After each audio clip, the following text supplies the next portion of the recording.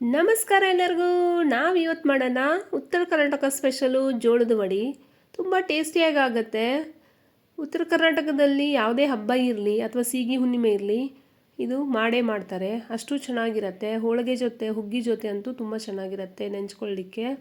ಫಸ್ಟಿಗೆ ನಾವು 5ರಿಂದ 6 ಸ್ಪೂನಷ್ಟು ಉದ್ದಿನಬೇಳೆನ ತಗೊಳ್ಳೋಣ. ನಾನಿಲ್ಲಿ ಹೋಮ್ ಮೇಡ್ ಉದ್ದಿನಬೇಳೆ, ಅದು ಸ್ಕಿನ್ ಇದೆ. ಇದನ್ನು ಚೆನ್ನಾಗಿ ತೊಳೆದ್ಬಿಟ್ಟು 3 ಅವರಷ್ಟು ನೆನೆಯಲು ಬಿಟ್ಬಿಡಿ. ಆಮೇಲೆ ಒಂದು ಮಿಕ್ಸಿ ಜಾರ್ ಒಳಗೆ ಅದನ್ನು ಹಾಕಿಬಿಟ್ಟು ಫೈನ್ ಪೇಸ್ಟ್ ಮಾಡ್ಕೋಬೇಕಾಗತ್ತೆ. ನಾವು ಎಷ್ಟು ಫೈನ್ ಪೇಸ್ಟ್ ಮಾಡ್ಕೋತೀವಿ ಬೇಳೆನ, ಅಷ್ಟು ವಡೆ ಚೆನ್ನಾಗಿ ಬರುತ್ತೆ. ಇಲ್ಲಾಂದರೆ ವಡೆ ಹರಿಯೋಕ್ಕೆ ಸ್ಟಾರ್ಟ್ ಆಗುತ್ತೆ. ಇಲ್ಲಿ ನೋಡಿ, ಈ ರೀತಿ ಫೈನ್ ಪೇಸ್ಟ್ ಮಾಡಿಕೊಂಡು ಸ್ವಲ್ಪನೇ ನೀರು ಹಾಕ್ಕೊಂಡು ಫೈನ್ ಪೇಸ್ಟ್ ಮಾಡ್ಕೊಳ್ಳಿ. ಇದಕ್ಕೆ ನಾನು 1 ಕಪ್ದಷ್ಟು ಗೋಧಿ ಹಿಟ್ಟು ಹಾಕ್ಕೊಂಡಿದ್ದೀನಿ, 3/4 ಕಪ್ದಷ್ಟು ಜೋಳದ ಹಿಟ್ಟು ಹಾಕ್ಕೊಂಡಿದ್ದೀನಿ, 1/4 ಕಪ್ದಷ್ಟು ಕಡಲೆ ಹಿಟ್ಟು, ಸ್ವಲ್ಪ ಅಜ್ವೈನು,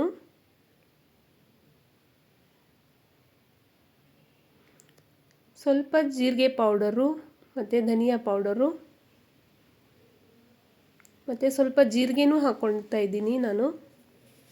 ಬಾಯಲ್ಲಿ ಸಿಕ್ಕರೆ ಹಿಂಗೆ ಚೆನ್ನಾಗಿರುತ್ತೆ. ಹಸಿಮೆಣ್ಸಿನ್ಕಾಯಿ ಪೇಸ್ಟ್ ಹಾಕ್ಕೊಳ್ಳಿ, ತುಂಬ ಟೇಸ್ಟಿಯಾಗಿರುತ್ತೆ. ನಾನಿಲ್ಲಿ ಅಚ್ಕರ್ ಪೌಡ್ರ್ ಹಾಕ್ಕೊಳ್ತಾ ಇದ್ದೀನಿ. ಆಮೇಲೆ 2ರಿಂದ 3 ಟೇಬಲ್ ಸ್ಪೂನಷ್ಟು ಬಿಸಿ ಎಣ್ಣೆ ಹಾಕ್ಕೋಬೇಕು. ಒಂದು ಸ್ವಲ್ಪ ರುಚಿಗೆ ತಕ್ಕಷ್ಟು ಉಪ್ಪು ನೀವು ಲಾಸ್ಟ್ಗೆ ಕೂಡ ಹಾಕ್ಕೋಬಹುದು. ನಾನು ಇವಾಗಲೇ ಹಾಕ್ಕೊಂಡು ಮಿಕ್ಸ್ ಮಾಡ್ಕೊಳ್ತಾ ಇದ್ದೀನಿ. ಚೆನ್ನಾಗಿ ಮಿಕ್ಸ್ ಮಾಡ್ಕೊಳ್ಳಿ.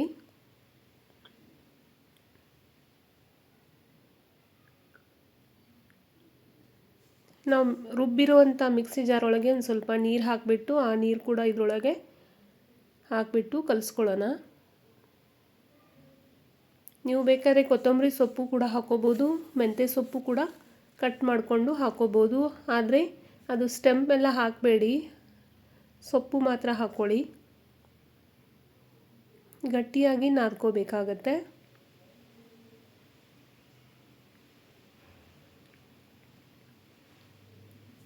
ನಾವು ಎಷ್ಟು ನೀಟಾಗಿ ಇದನ್ನು ಹಿಟ್ಟು ನಾದ್ಕೊಳ್ತೀವಿ, ಅಷ್ಟು ಚೆನ್ನಾಗಿ ವಡೆನ ಬರುತ್ತೆ. ಸ್ವಲ್ಪ ಸ್ವಲ್ಪನೇ ನೀರು ಹಾಕ್ಕೊಂಡು ನಾದ್ಕೊಳ್ಳಿ, ಗಟ್ಟಿಯಾಗಿ ನಾದಬೇಕು. ನೋಡಿ, ಹಿಟ್ಟು ರೆಡಿಯಾಗಿದೆ.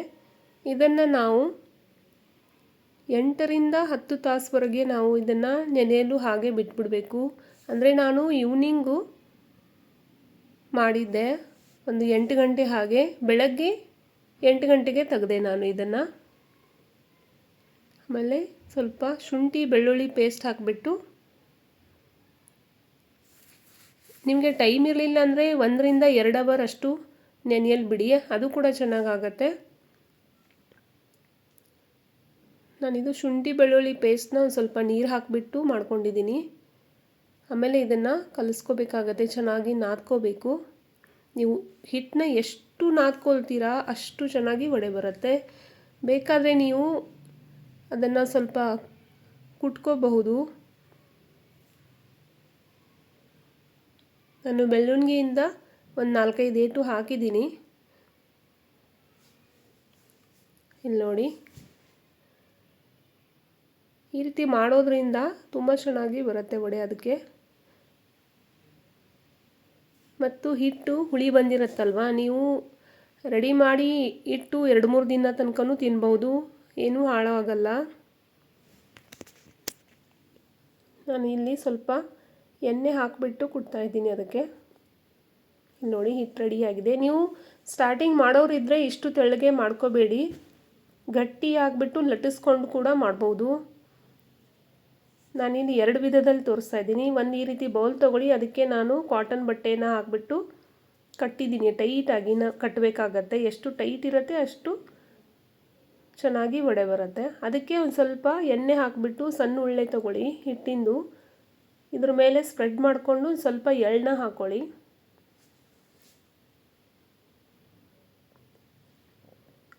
ನೋಡಿ, ಈ ರೀತಿ ಸ್ಪ್ರೆಡ್ ಮಾಡ್ಕೊಳ್ಳಿ. ನೀವು ಸ್ಟಾರ್ಟಿಂಗ್ ಮಾಡೋರು ಇದ್ರೂ ಚೆನ್ನಾಗಿ ಬರುತ್ತೆ, ಆದರೆ ಇಷ್ಟು ತೆಳ್ಳಗಿರೋ ಹಿಟ್ಟಿನಿಂದ ಮಾಡ್ಕೋಬೇಡಿ. ಬೇಕಾದರೆ ಲಟ್ಟಿಸ್ಕೊಂಡು ನೀವು ಫ್ರೈ ಮಾಡ್ಕೋಬೋದು.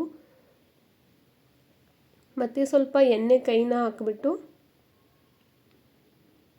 ಎಣ್ಣೆಗೆ ಬಿಟ್ಬಿಡಿ. ಇದು ಹಾಕಬೇಕಾದ್ರೆ ಫ್ಲೇಮ್ನ ಜಾಸ್ತಿ ಇರಬೇಕು, ಹೈ ಫ್ಲೇಮಲ್ಲೇ ಫ್ರೈ ಮಾಡ್ಕೊಳ್ಳಿ. ಆಮೇಲೆ ಒಂದು ಹಾಕಿದ್ಮೇಲೆ ಇಮಿಡಿಯೇಟ್ ನೀವು ಈ ರೀತಿ ಅದ್ರ ಮೇಲೆ ಎಣ್ಣೆನ ಹಾಕಬೇಕಾಗತ್ತೆ, ಇಲ್ಲ ಅಂದರೆ ಅದು ಉಬ್ಕೊಳ್ಳಲ್ಲ. ವಡೆ ಮಾಡಬೇಕಾದ್ರೆ ಇಬ್ಬರು ಬೇಕೇ ಬೇಕಾಗತ್ತೆ, ಇಲ್ಲ ಅಂದರೆ ಒಬ್ಬರೇ ಮಾಡ್ತೀವಂದರೆ ಸ್ವಲ್ಪ ನಿಧಾನವಾಗಿ ಆಗುತ್ತೆ. ನೋಡಿ ಎಷ್ಟು ಚೆನ್ನಾಗಿ ಉಬ್ಕೊಂಡಿದೆ.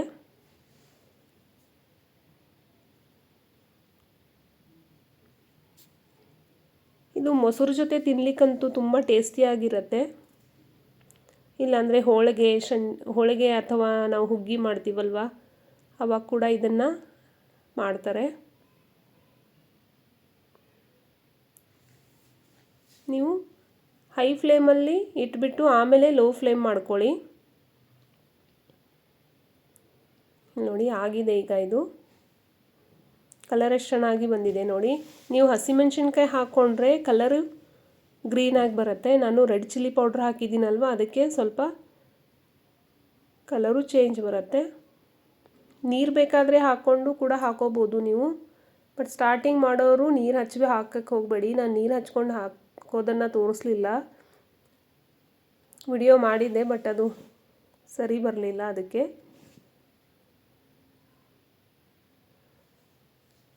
ಇನ್ನೊಂದು ಟ್ರಿಕ್ನ ಕೂಡ ಹೇಳ್ಕೊಡ್ತೀನಿ.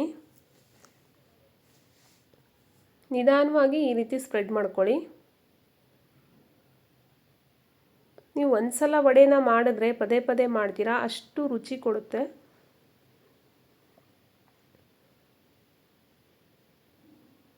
ನಿಧಾನವಾಗಿ ಬಿಡಿ, ಗ್ಯಾಸ್ ಫ್ಲೇಮ್ನ ಹೈ ಇಡಬೇಕಾಗತ್ತೆ. ಮತ್ತು ಈ ರೀತಿ ಎಣ್ಣೆನ ಬಿಡಬೇಕಾಗತ್ತೆ ಅದ್ರ ಮೇಲೆ.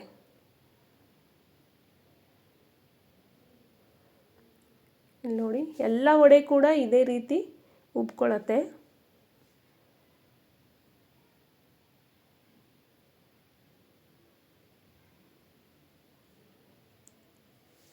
ಈ ರೀತಿ ಒಂದು ಕರಚ್ಕಿ ತಗೊಳ್ಳಿ, ಅದ್ರ ಮೇಲೆ ನೀವು ಸ್ಪ್ರೆಡ್ ಮಾಡಿಕೊಂಡು ಈ ರೀತಿ ಬಿಡ್ಬೋದು ಎಣ್ಣೆಯಲ್ಲಿ, ತಾನಾಗೆ ಬಿಟ್ಕೊಳ್ಳುತ್ತೆ. ಇಲ್ಲ ಕೈಯಿಂದನೂ ಕೂಡ ಮಾಡ್ಕೋಬೋದು. ಕೈಯಲ್ಲಿ ಸ್ವಲ್ಪ ಹಿಟ್ಟು ತೆಳುವಾಗಿರುತ್ತಲ್ಲ, ದಪ್ಪ ಆಗುತ್ತೆ, ಚೆನ್ನಾಗಿ ಬರಲ್ಲ. ಇದು ನೋಡಿ, ಇದು ಕೂಡ ಎಷ್ಟು ಚೆನ್ನಾಗಿ ಬಂದಿದೆ. ನನ್ನ ವಿಡಿಯೋ ಇಷ್ಟ ಆದಲ್ಲಿ ಲೈಕ್ ಮಾಡಿ, ನನ್ನ ಚಾನಲ್ನ ಸಬ್ಸ್ಕ್ರೈಬ್ ಮಾಡಿಲ್ಲ ಅಂದರೆ ಸಬ್ಸ್ಕ್ರೈಬ್ ಮಾಡಿ. Thanks for watching my video.